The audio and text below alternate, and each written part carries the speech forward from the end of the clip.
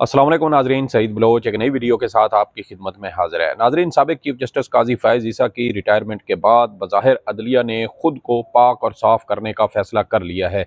इसी हवाले से हमें गुज़श्ता चंद रोज़ से अदलिया के अंदर ऐसे इक़दामात होते हुए नज़र आते हैं जो बज़ाहिर मामूली दिखाई देते हैं, लेकिन ये मामूली इक़दामात का जो असर है, ये जो इसके नताइज होंगे वो देर पा और बड़े मुस्बत करार दिए जा सकते हैं। इसी हवाले से अहम डेवलपमेंट्स आज इस्लामाबाद की अदलिया में हुई, उसकी तफसीलात आपके साथ शेयर करेंगे। बज़ाहिर ऐसे लगता है कि काले बूंद हुकूमत को बड़ी नाजुक जगह पर डसने का फ़ैसला कर चुके हैं। ये डंग हुकूमत को कितना तकलीफ़ पहुँचाता है, ये भी बड़ा अहम सवाल होगा।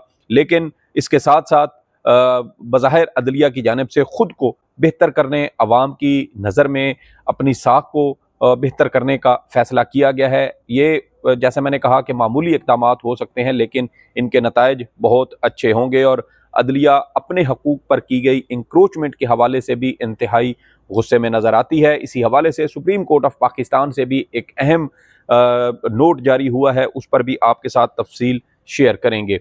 तो आगाज़ करते हैं कि इस्लामाबाद हाई कोर्ट के दो रुकनी बेंच था, जस्टिस मियां गुल हसन औरंगज़ेब और जस्टिस अरबाब मोहम्मद ताहिर पर मुश्तमिल इस दो रुकनी बेंच ने इस्लामाबाद की ज़िलई अदालत के जज अबुल हसनात मोहम्मद जुल्करनैन के मिसकंडक्ट पर संगीन सवालात उठाए हैं और एक बार फिर जज अबुल हसनात मोहम्मद जुल्करनैन से उनके मिसकंडक्ट पर तहरीरी जवाब भी तलब कर लिया है, वजाहत तलब की गई है। इससे पहले भी आपको बताएं कि जज अबुल हसनात मोहम्मद जुल्करनैन का जो किरदार है वो पाकिस्तान तहरीक इंसाफ के हवाले से इंतहाई मुतनाज़ा रहा है और अबुल हसनात की जानिब से साबिक वज़ीर आज़म इमरान खान और साबिक वज़ीर ख़ारजा शाह महमूद कुरैशी के ख़िलाफ़ साइफ़र साजिश केस का जिस तरह से भूंडा फैसला सुनाया गया, उस पर पहले ही इस्लामाबाद हाई कोर्ट संगीन तहफ़्फ़ुज़ात का और संगीन ऑब्ज़र्वेशंस का इजहार कर चुकी है। इस्लामाबाद हाई कोर्ट के ही साबिक बल्कि मौजूदा जज हैं, सीनियर तरीन जज हैं जस्टिस मोहसिन अख्तर कियानी। ये इस्लामाबाद हाई कोर्ट के इंतज़ामी जज भी हैं और इन्होंने इससे पहले भी एक केस की समाअत के दौरान इसी तरह के तहफ़्फ़ुज़ात का इजहार किया था। वो केस था पाकिस्तान तहरीक इंसाफ के इस्लामाबाद के सदर हैं आमिर मसूद मुग़ल और उनको एक मुकदमे में इन्होंने जज अबुल हसनात ने ज़मानत दी। अदालत के अंदर ये ऑर्डर लिखवाया और उनको कहा कि इनको ज़मानत दी जाती है, लेकिन बाद में जब तहरीरी ऑर्डर लिखवाया गया तो उसके अंदर जज अबुल हसनात की जानिब से ज़मानत मनसूख कर दी। यानी अवाम को, सियासी रहनुमाओं को धोखा दिया जा रहा था और ये इंतहाई संगीन मिसकंडक्ट है जिस पर इस्लामाबाद हाई कोर्ट पहले भी तहफ़्फ़ुज़ात का इजहार कर चुकी है। ज़ाहिर होना तो ये चाहिए था कि ऐसे जो काली भेड़ें हैं, ऐसे जो गंदे अंडे पाकिस्तान की ज़िलई अदालतों के अंदर मौजूद हैं, ऐसे गंदे अंडों को फौरी उठाकर टोकरी से बाहर फेंकना चाहिए था। लेकिन यहाँ पर हमें न जाने क्यों पाकिस्तान की अदलिया मसलहत का शिकार नज़र आती है,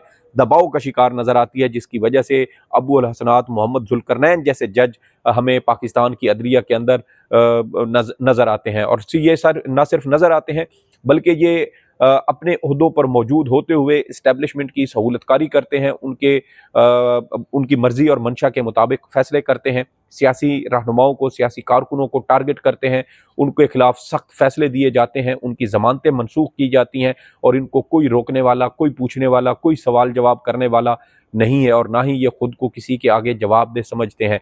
और यहाँ ये बताना भी ज़रूरी है, इसके बाद मैं आपको आज की जो कार्रवाई है उसकी तरफ आता हूँ कि जस्टिस मोहसिन अख्तर कियानी साहब ने इससे पहले जो इंक्वायरी की थी उसमें जज अबुल हसनात मोहम्मद जुल्करनैन कसूरवार पाए गए और उनके बारे में ये हुक्म दिया गया इंतज़ामी जज इस्लामाबाद हाई कोर्ट की जानिब से कि इनको वापस इनकी अपनी हाई कोर्ट है यानी कि लाहौर हाई कोर्ट, चूँकि इनको पंजाब से यहाँ डेपुटेशन पर लाया गया था तो इनको वापस भिजवाया जाए, लेकिन उसके बावजूद उनके हुक्म पर अमल दरामद नहीं हुआ। वो कौन सी ताकतवर शख्सियात हैं जो एक इस्लामाबाद हाई कोर्ट के जज के जो अहकामात हैं उसको भी रोंद रही हैं और उस पर अमल दरामद नहीं कर रही। वो शख्सियात आप भी जानते हैं, मैं भी जानता हूँ और वो शख्सियात खिलाई मखलूक के नाम से भी मशहूर हैं, जो जजेस के घरों के अंदर, उनके बेडरूम्स के अंदर खुफिया कैमरे नस्ब करते हैं, उनके अजीज़ व अकारिब को अगवा करके उनको बिजली के झटके लगाते हैं और जिसकी वजह से, और साथ ही जजेस इस्लामाबाद हाई कोर्ट के जजेस से भी अपनी मर्ज़ी के फ़ैसले लेने की कोशिश करते हैं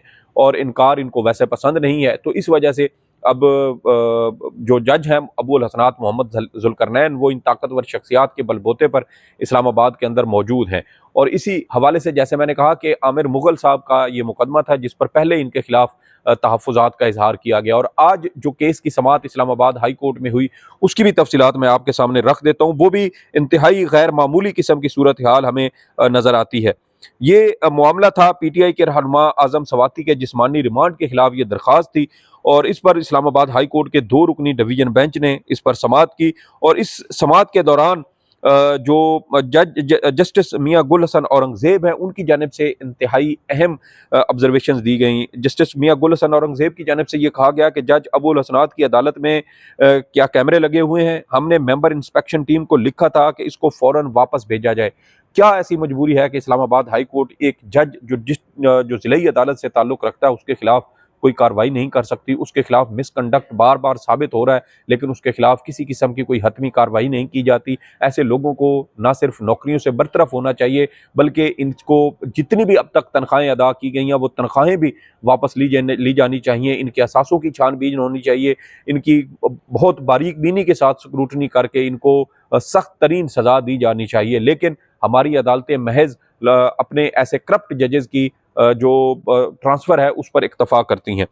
इसके अलावा जस्टिस मियां गुल हसन औरंगज़ेब ने यह भी कहा कि ये अभी तक यहीं है, फिर और ये फिर ऐसे ही काम कर रहा है। यानी उनको भी मालूम है कि इस जज के हवाले से पहले ही इस्लामाबाद हाई कोर्ट ऐसी ऑब्जर्वेशंस दे चुकी है, लेकिन उसके बावजूद ये जज अपने ओहदे पर मौजूद है और इसके खिलाफ कोई कार्रवाई नहीं कर रहा। इसके अलावा उन्होंने कहा कि आर्डर करके तारीख देता है, बाद में जमानत मुस्तरद कर देता है। ये वही बात है जो आमिर मुगल साहब के साथ हुई कि अदालत में उनके वकील मौजूद थे, वो खुद मौजूद थे, उनको जमानत दी गई अदालत ने, इसी जज ने अबुल हसनात मोहम्मद जुल्करनैन ने, और जब वो घर चले गए तो फिर बाद में जो तहरीरी आर्डर लिखवाया गया उसके अंदर उनकी जमानत मनसूख कर दी गई। और इस तरह साइलिन को गुमराह करके, उनको अंधेरे में रख के, उनकी जमानतें खारिज करके इस्टेब्लिशमेंट की मर्जी और मंशा के मुताबिक फैसले किए जा रहे हैं, और ऐसे गंदे अंडे पाकिस्तान की अदलिया से कोई बाहर निकालने की जरूरत नहीं कर रहा। इसके अलावा जस्टिस मियां गुल हसन औरंगज़ेब ने यह भी कहा कि इस आदमी को यहाँ रखा हुआ है ताकि इनकी सियासी कार्रवाइयाँ कर सके। किन की सियासी कार्रवाइयाँ? हुकूमत की। इसके अलावा इस्टेब्लिशमेंट की मर्जी और मंशा के मुताबिक कार्रवाइयाँ करे और सियासी मुखालफिन को इंतकाम का निशाना बनाए। इसके अलावा उन्होंने कहा कि साइफर ट्रायल में हमने इसके कारनामे देखे हैं। वही बात कि इमरान खान का 342 का बयान मुकम्मल नहीं हुआ था और वो अभी रिकॉर्ड करवा रहे थे। शाह महमूद कुरैशी साहब ने तो अभी उनका तो शुरू ही नहीं हुआ था। इसके अलावा शाह महमूद कुरैशी साहब के खिलाफ भी यही बात हुई, उनका भी 342 का बयान रिकॉर्ड नहीं हुआ, ये अंदर उठ कर गए। मैंने जो पीर के रोज़ जो मैंने एक वीडियो की थी, उस वीडियो में मैंने आपको ये सारी तफसीलात लिखी थी और आपको बताया था कि कैसे जज अबुल हसनात मोहम्मद जुल्करनैन ने इमरान खान और शाह महमूद कुरैशी को सज़ा सुनाई थी। ये उठकर अपने चैम्बर में गए, चैम्बर से वापस आए, इमरान खान और शाह महमूद कुरैशी को मुखातिब किया और कहा कि मेरी तरफ देखें। और इन्होंने पूछा कि साइफर कहाँ है? उन्होंने कहा कि हम अपने 342 के बयान में वो सारी जो सवालात आपके हैं उसके बारे में हम जवाब लिख रहे हैं, हमारे 342 के बयान में आपको ये सारी तफसीलात मिल जाएंगी। लेकिन फिर अचानक इन्होंने शाह महमूद कुरैशी और इमरान खान को मुखातिब करते हुए कहा कि मैं आपको 10-10 साल कैद की सज़ा सुनाता हूँ। और ये मिसकंडक्ट है जो इस्लामाबाद हाई कोर्ट के जज साहबान तक पहुँच चुका है, लेकिन ये जज साहबान भी शायद हिम्मत नहीं जुटा पा रहे और इस तरह के जो मोरली करप्ट जजेज हैं उनके खिलाफ कोई कार्रवाई भी नहीं हो रही। इसके अलावा जज मियां गुल हसन औरंगज़ेब ने कहा कि दुनिया की किसी अदालत में इस तरह की नाइंसाफ़ी नहीं हुई जो इसने की। पता नहीं दुनिया का निज़ाम इंसाफ इस आदमी के बगैर ही नहीं चल सकता। आप ज़रा देखें तो सही कि ये शख्स क्या कर रहा है। एडिशनल अटॉर्नी जनरल साहब, ये काम आपके बगैर नहीं होगा, वज़ीर कानून से बात करें। उन्होंने इसके अलावा हुकूमत के हवाले से संगीन ऑब्जर्वेशन देते हुए कहा कि आपकी वजारत कानून इस जज का दिफा कर रही है और कह रही है कि यही काम करो, इसीलिए तो तुम्हें बिठाया हुआ है। तो इसका मतलब यह है कि जजेस को अंदर की बहुत सारी बातें मालूम है और वो शायद हमसे, आम लोगों से बहुत ज़्यादा जानते हैं कि पसे पर्दा इस जज के हवाले से क्या अमूमी राय पाई जाती है। लेकिन उसके बावजूद जज साहबान भी कोई ऐसा आर्डर करने को तैयार नहीं है कि ऐसे लोगों को सिर्फ ट्रांसफ़र नहीं होना चाहिए बल्कि ऐसे लोगों को ओहदों से बरतरफ होना चाहिए जो आवाम के साथ नाइंसाफ़ी करते हो। अगर ये यहाँ से चला गया, लाहौर चला गया या पंजाब के किसी और ज़िले में चला गया, तो क्या वहाँ जाकर ये इंसाफ करेगा? नहीं करेगा। ये इनकी खसलत है और ये अपनी खसलत से हटकर कुछ नहीं करेंगे और इसी तरह आवाम को धोखा देंगे, लोगों को सजाएं सुनाएंगे और हो सके तो शायद मैं नहीं कहता कि ये फाइनेंशियली करप्ट भी होंगे, लेकिन जो शख्स मॉरली करप्ट हो क्या वो फाइनेंशियली करप्ट नहीं हो सकता? ये दोनों चीज़ें आपस में जुड़ी हुई हैं और इसकी भी छानबीन होनी चाहिए। बहरहाल अदालत ने अब जो जज हैं अबुल हसनात मोहम्मद जुल्करनैन साहब, इनके हवाले से बयान हल्फी पर कमेंट्स तलब कर लिए हैं और इस केस की मजीद समाअत कल जुमेरात तक मुलतवी की गई है। कल भी इस केस पर नज़र रखेंगे और आपको बताएंगे कि इस केस में क्या अहम पेशरफ्त होती है। इसके अलावा अब आते हैं जस्टिस अतर मिनल्ला साहब का वो इजाफी इख्तलाफी नोट, क्योंकि उस नोट के अंदर ऐसी बातें हैं जिसको हम इख्तलाफी नोट भी कह सकते हैं। और जस्टिस अतर मिनल्ला साहब काजी साहब की अदालत में बैठकर उनके खिलाफ ऑब्जर्वेशन देने वाले उन चंद जजेज में से हैं जिनको बाद में काजी साहब ने अपनी अदालत से निकाल दिया, अपने बेंच से अलग कर दिया था।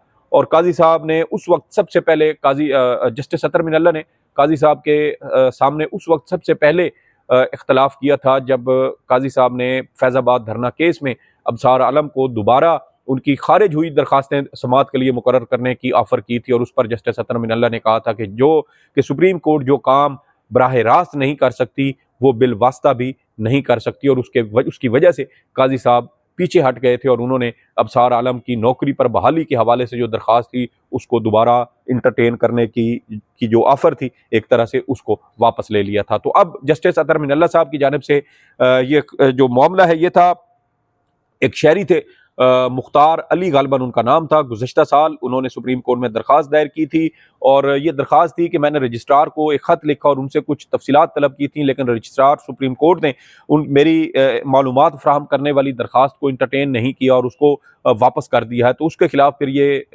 इन्होंने सुप्रीम कोर्ट में दरख्वास्त दायर की और कहा कि रजिस्ट्रार सुप्रीम कोर्ट को हुक्म दिया जाए कि वो मतलूबा मालूमात फ़राहम करें। इस पर लंबा चौड़ा केस चला था और उस पर काफ़ी सारी बहस हुई और उस पर फिर जस्टिस अतर मिनल्ला साहब की जानिब से अपना जो नोट लिखा गया उसकी मैं तफसीलात आपके सामने रख देता हूँ। जस्टिस अतर मिनल्ला साहब ने ना सिर्फ इस नोट के अंदर मालूमात तक रसाई के हक़ की बात की है, बल्कि अदलिया की आज़ादी के हवाले से भी उन्होंने बहुत अच्छी ऑब्जर्वेशंस दी हैं। जस्टिस अतर मिनल्ला कहते हैं कि ये दुरुस्त है कि आर्टिकल 19A के बुनियादी हक़ का इस्तेमाल मुनासिब पाबंदियों के ताबे है। मुनासिब पाबंदियों की इस्तिलाह मगल पार्लिमान को आइनी हक़ का दायरा महदूद करने का इख्तियार नहीं देती, यानी ऐसी पाबंदी आप नहीं लगा सकते जो शहरियों के आइनी हक़ का या उनके जो दीगर बुनियादी हकूक़ है उसकी कहीं पर भी किसी भी जगह उसकी कदगन लगाए। इसके अलावा जस्टिस अतर मिनल्ला कहते हैं कि आर्टिकल 8 रियासत को ऐसी कानून साजी से रोकता है जो बुनियादी हकूक़ को ख़त्म या महदूद करे। ये वही आर्टिकल 8 है जिसमें वफाकी हुकूमत ख़ास तौर पर मुस्लिम लीग नून ये तरमीम करना चाहती थी और उसके अंदर उसके तहत जो है वो तरमीम करके फ़ौजी अदालतों का क़याम करना चाहती थी ताकि इमरान खान और PTI के कारकुनों के ख़िलाफ़ इंतकामी कार्रवाइयाँ की जा सकें, उन पर फ़ौजी अदालतों में ट्रायल उनके मुकम्मल किए जा सकें। और इसके अलावा इसमें यह भी किया जाना था कि शायद रियासती इदारों को या हसास इदारों को ऐसे इख्तियारात दे दिए जाते कि वो चादर और चार दीवारी का तकद्दुस पामाल करते, लोगों को गिरफ्तार करते और 6-6 माह तक उनको हिरासत में रखते और उनकी कोई अदालत ज़मानत भी ना ले पाती। लेकिन उस पर PTI और दीगर सिविल सोसाइटी समेत आवाम की जानिब से जब सख्त रद्द-ए-अमल आया तो फिर ये जो शिकें थी ये उस आइनी तरमीम से निकाल दी गई। इसके अलावा जस्टिस अतर मिनल्ला ये भी कहते हैं कि सुप्रीम कोर्ट बुनियादी हकूक़ के तनाज़ुर में दीगर इदारों के इक़दामात का अदालती जायज़ा लेती है। ये नाकाबिल तसव्वुर है कि सुप्रीम कोर्ट शहरियों के बुनियादी हकूक़ छीन ले। ये वही सुप्रीम कोर्ट है जिसने आम इंतखाबात से पहले बल्ले के इंतखाबी निशान वाले केस में PTI के कारकुनों के करोड़ों कारकुनों के बुनियादी हकूक़ छीन लिए थे, उनसे अपनी पसंद के उम्मीदवारों और अपनी पसंद की सियासी जमात को वोट देने का हक़ छीन लिया था। इसके अलावा जस्टिस अतर मिनल्ला कहते हैं कि अवाम ये समझें कि बुनियादी हकूक़ के मुहाफ़िज़ खुद हकूक़ महदूद करने में मुलव्वस हैं तो उनका एतमाद ख़त्म हो जाएगा। बिल्कुल यही काजी साहब ने किया और इसी वजह से आज अदलिया अवाम की नज़रों में गिर चुकी है और इतनी नीचे गिर चुकी है कि शायद कोई ऐसा चीफ जस्टिस शायद आ जाए जो अदलिया को दोबारा उस मकाम पर बहाल करे जहाँ शायद वो कम अज़ कम ज़्यादा ना भी करे तो काजी साहब के चीफ जस्टिस बनने से पहले तक के जो मामलात थे वहाँ तक तो बहाल करना चाहिए, लेकिन बहुत मुश्किल मरहला है और उसमें भी इन तमाम जज साहबान का हिस्सा शामिल होता है जिन्होंने अपने चीफ जस्टिस की इस तमाम तर जुल्म, जबर, फस्तायत, आइन शिकनी और जो आइन की खिलाफ वर्जी हैं उस पर ये खामोश रहे। किसी जज ने ख़त लिख कर अपने चीफ जस्टिस को ये नहीं कहा कि चीफ जस्टिस साहब आपके इन इक़दामात से बुनियादी हकूक़ मुतासर होंगे, ये इंसाफ के तकाज़ों के मुनाफी है। और काजी साहब तो अपने दौर में अपने चीफ जस्टिस साहबान को बड़े धड़ल्ले से ख़त लिखते थे, लेकिन इन जज साहबान ने शायद अपनी दोस्ती में इस मुल्क का और इस कौम का नुकसान होने दिया। इसलिए मेरी नज़र में ये जज साहिबान भी बराबर के शरीक जुर्म है। इसके अलावा जस्टिस अतर मिनल्ला आगे ये भी कहते हैं कि अवामी एतमाद ख़त्म हुआ तो अदलिया की आज़ादी कमज़ोर पड़ेगी। कमज़ोर पड़ चुकी है अतर मिनल्ला साहब, और कितना कमज़ोर करना है और क्या चाहते हैं आप? मेरे ख्याल में तो पाकिस्तान की अदलिया पोलियो का शिकार हो चुकी है और अब इसका दोबारा अपने पैरों पर खड़ा होना इंतहाई मुश्किल नज़र आता है। इसके अलावा उन्होंने कहा कि सुप्रीम कोर्ट के पास तलवार या ख़जाने का कोई कंट्रोल नहीं, सुप्रीम कोर्ट की कुव्वत सिर्फ अवाम का एतमाद है। मालूमात तक रसाई का हक बदउनवानी के खिलाफ एक किला है। जजेस और मुलाजमीन की मुराद सुप्रीम कोर्ट का बजट अवामी अहमियत के हामिल और शहरियों की दिलचस्पी के मौजू हैं। शहरियों को मालूमात की फ्राहमी के लिए दरख्वास्त दायर करने की ज़रूरत ही नहीं होनी चाहिए। मालूमात तक रसाई के कानून को सख्ती से नाफिज किया जाए। और उन्होंने साथ ये भी कहा कि ये मालूमात सुप्रीम कोर्ट की वेबसाइट के ऊपर अपलोड होनी चाहिए ताकि कोई भी साइल, कोई भी शहरी इन मालूमात तक रसाई हासिल कर सके। लेकिन यहाँ ये बात है कि जस्टिस अतर मिनल्ला साहब ने बड़ी अच्छी और वो क्या कहते हैं कि उसको अलिफ लैलवी दास्तान की तरह बड़ी अजीबो-गरीब सी किस्म की बातें लिखी हैं। लेकिन इन बातों पर अमल दरामद कैसे होगा? क्या ये महज़ किताबी बातें हैं या इन पर हम इम्प्लीमेंट होता हुआ देखेंगे? मौजूदा चीफ जस्टिस नए हैं, अभी हम इनको 3 महीने का टाइम देंगे और देखेंगे कि ये 3 महीने में कौन से ऐसे इक़दामात करते हैं जिससे अदलिया की साख अवाम की नज़रों में बेहतर हो, जिससे अदलिया की आज़ादी बहाल हो सके, अदलिया के हकूक़ पर किए गए इंक्रोचमेंट को वापस लिया जा सके। तो ये ज़रूरी है कि अदलिया अपने हकूक़ पर, अपने हक पर की गई इंक्रोचमेंट वापस ले, उस पर कब्जा करे और जो कब्जा कर रहा है उसको पीछे धकेले। और ये भी ज़रूरी है कि अदलिया किसी और के जो इख्तियारात या उसके हकूक़ हैं उस पर भी इंक्रोचमेंट या वहाँ पर भी कब्जा ना करे, वहाँ पर भी नाजायज़ तजावुज़ात ना बनाए। तो मेरे ख्याल में इसी से पाकिस्तान मजबूत होगा, रियासती इदारे मजबूत होंगे और अवाम भी खुशहाल होगी। ये नोट जस्टिस अतर मिनल्ला का यकीनन अच्छा है, लेकिन जैसे मैंने कहा कि इस पर अमल दरामद होना भी ज़रूरी है। और अमल दरामद तभी होगा कि ये जज अपने ख़त के ज़रिए में फिर अपने चीफ जस्टिस को बताएं कि चीफ जस्टिस साहब हमें ये करना चाहिए, आप ये करें, बुनियादी हकूक़ को ऐसे तहफ़्फ़ुज़ दें, अदलिया की आज़ादी को ऐसे बेहतर करें।